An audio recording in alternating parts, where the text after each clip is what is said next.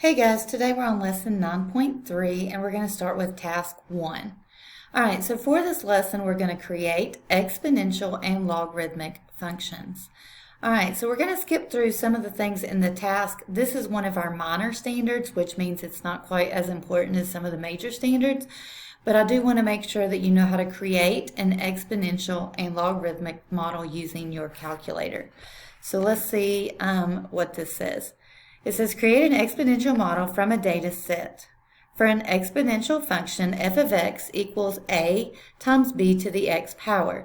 The function value of the next integer value of x is given by f of x plus 1 is the same as a times b to the x plus 1 power.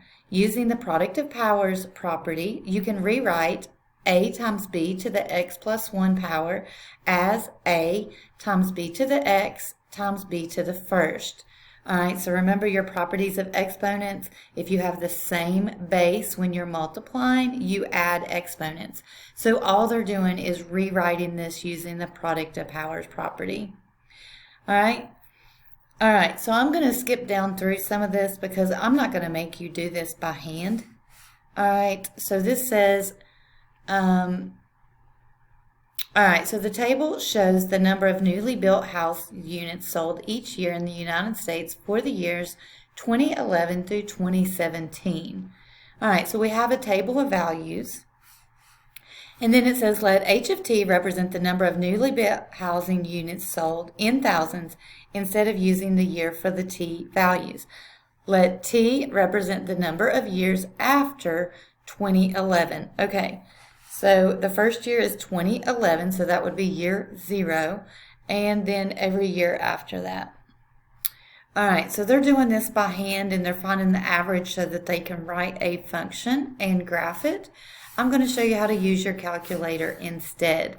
Alright, so in the past we have used the calculator to write a linear and quadratic function. So it's going to be very much the same for an exponential and logarithmic function. So if you go to Stat, you can edit, and what we're going to do is edit our numbers so that we can put this table in our calculator. So hit Enter, and in L1 we're going to put the year, but remember we're putting the year after 2011.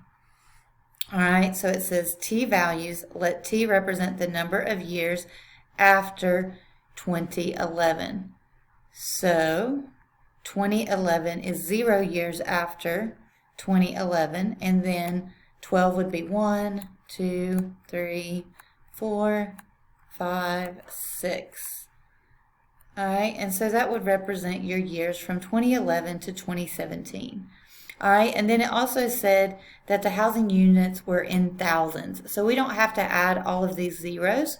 We're just going to put the first numbers here. So let's put 306, 368, 429, 437, 501, 561, and 614. Alright, once you do that, go back to Stat, and now we're going to calculate, and we want to do an exponential regression. So scroll down through here. When you find exponential regression, hit Enter. It's going to calculate from your L1 and L2, and this will give you your exponential model. Okay, so your A, your starting point, is about 322.08, and then B, that's your exponential rate. You can see that this is a growth rate because it's greater than 1, about 1.12. All right, now if I want to graph this, I can also graph this by going to y equals, and then go to vars, come down to number 5 stats, and then over to equation, and it will copy that in there for you.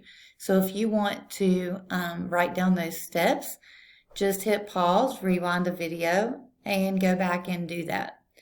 Alright, once you do that, you can hit graph.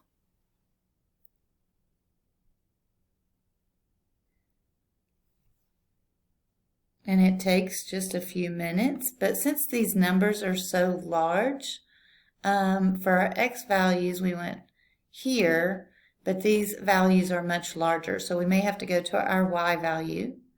So we had a y-intercept of 306. So in our table of values, we're going to have to change our y maximum. We could change the y minimum too, but the y minimum is not going to matter as much as the y maximum. So let's put in 1,000 and hit enter. And now you can see the graph. And again, I knew to change my y values because this is your initial value. That would be your y-intercept. And since we put in 306, we know that's where it's going to cross right here. So this shows your graph of that function. All right. If you come down through here, they did this by hand, and they got a very similar function. And you can see here where it starts at 300 and it goes up in years. And this is approximately their model. So if you calculate 9 divided by 8, their fraction is 1.125, and that's very similar to what we had as well.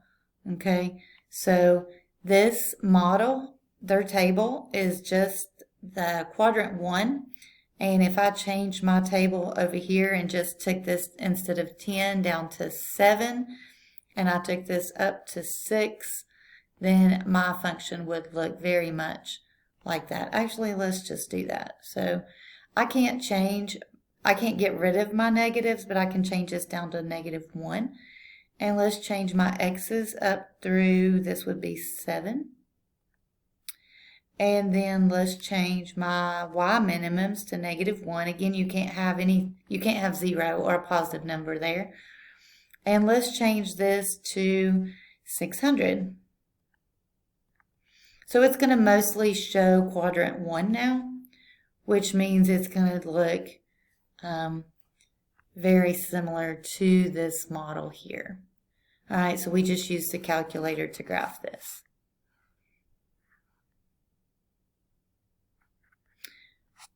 All right, looks like I've already got these answered. Does the exponential model for the data show exponential growth or exponential decay? Explain how you know.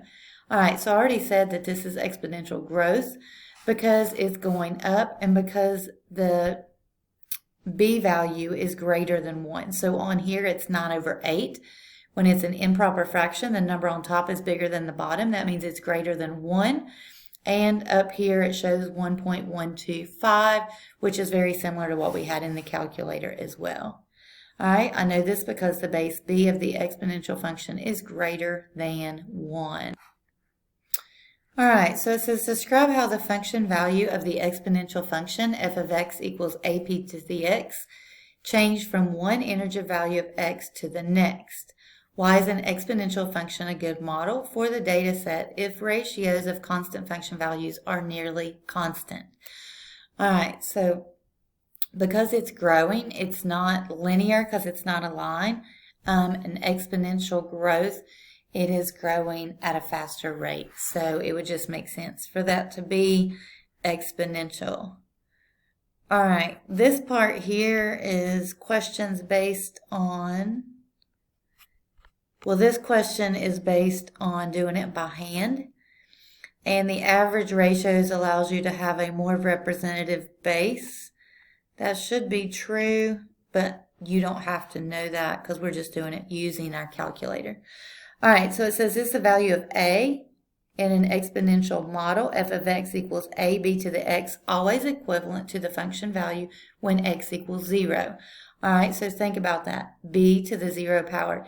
Anything to the 0 power is 1, and 1 times a is just a. So the value of f of x equals ab to the x can be found when x of 0 because that results in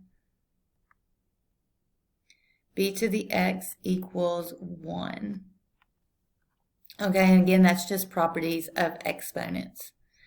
All right, do you think this is a good model for the data in the table? All right, this is the model that they came up with by hand. It's very similar to the model we had. So I would say yes, this is a good model. All right.